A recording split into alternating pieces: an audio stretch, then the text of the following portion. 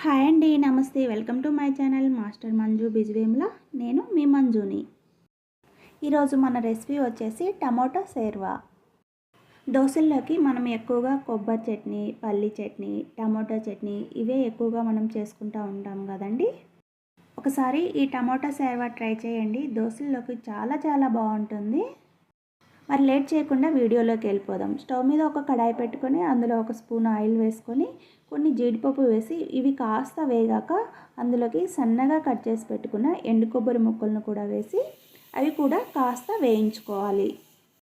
ఇవి కూడా కాస్త వేగాక ఫ్లేమ్ని సిమ్లో పెట్టుకొని ఒక స్పూన్ నువ్వులు వేసుకొని చిటపట అనేంత వరకు వేయించుకొని ఒక ప్లేట్లోకి తీసుకొని చల్లారబెట్టుకోవాలి.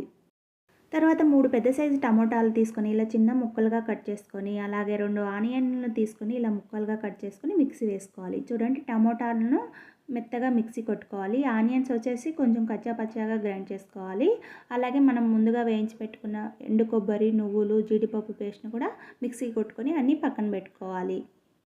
తర్వాత స్టవ్ మీద ఒక కడాయి పెట్టుకొని అందులో 2 స్పూన్స్ ఆయిల్ వేసుకొని ఆయిల్ హీట్ అయ్యాక అందులోకి కొద్దిగా చెక్క, 2 లవంగాలు, 3 యాలకులు, బిర్యానీ ఫ్లవరు, కొద్దిగా బిర్యానీ ఆకు వేసి ఇవన్నీ కాస్త వేగాక అందులోనే కొద్దిగా కరివేపాకు కూడా వేసి ఫ్రై చేసుకోవాలి.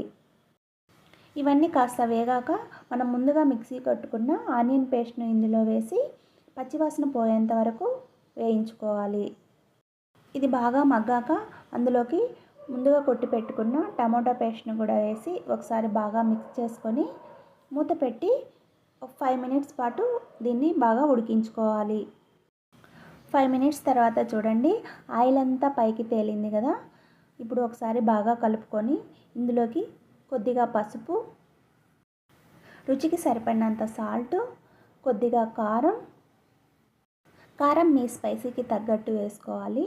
ఇందులోనే 1 స్పూన్ ధనియా పౌడర్, కొద్దిగా గరం మసాలా వేసి వీటన్నిటిని ఒకసారి బాగా మిక్స్ చేసుకొని మూత పెట్టి ఈ మసాలా అంతా కాసేపు మగ్గించుకోవాలి.